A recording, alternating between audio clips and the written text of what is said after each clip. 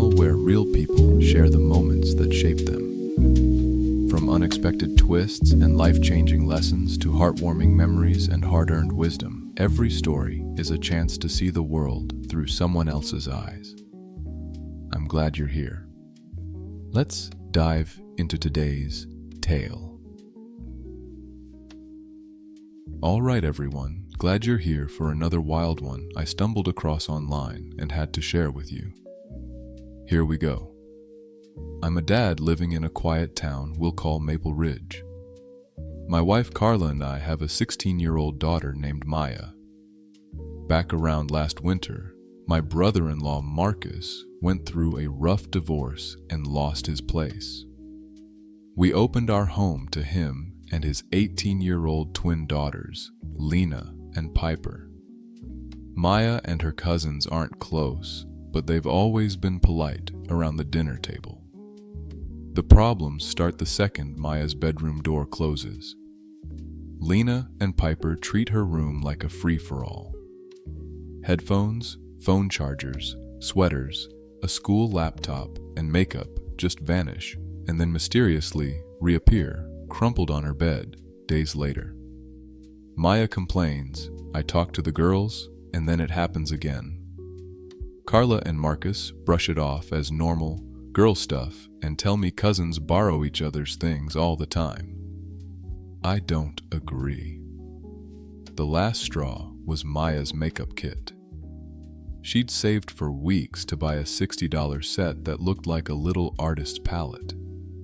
She came home, found it on her bed with all the colors mashed together, and broke down, crying.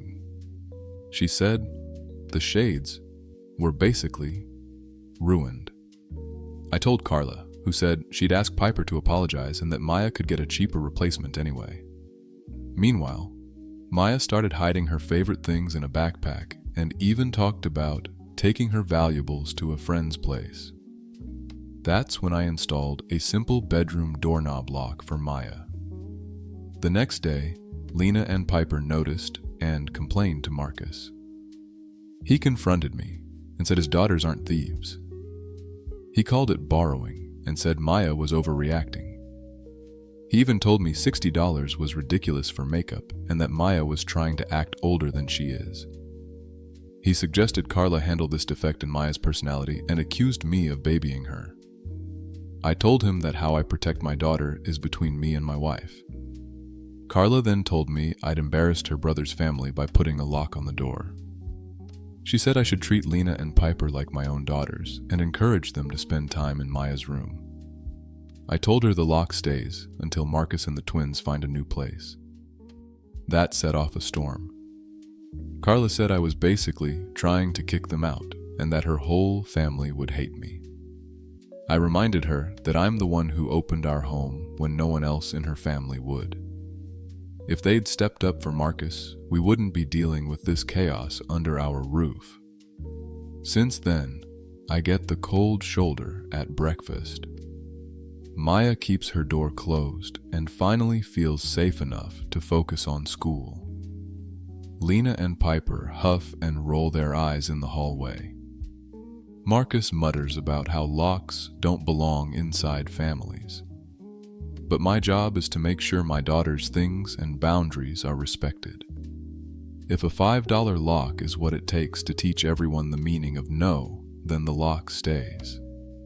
That's where we are now.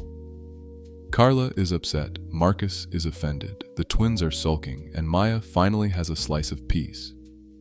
Am I the a-hole for refusing to remove the lock until my in-laws move out? This is a textbook boundaries issue. Calling theft, borrowing, without consent is gaslighting. The parent who actually intervened protected the minor who was being steamrolled. House guests don't get to redefine the rules of the home, and compassion doesn't mean surrendering your kid's safety and autonomy. The lock isn't punishment. It's a tool that restored trust and reduced conflict. Not the a-hole. You set a boundary after months of ignored warnings and concrete damage. Your responsibility is first to Maya's well-being. not to adult guests, minimizing her feelings. Thank you for joining us on our tales. Every voice, every experience, and every moment reminds us how much we can learn from one another. If you enjoyed today's story, don't forget to follow, subscribe, and share with a friend. You can also leave us a review to help more listeners discover these powerful stories. Until next time, keep listening and keep sharing your tale.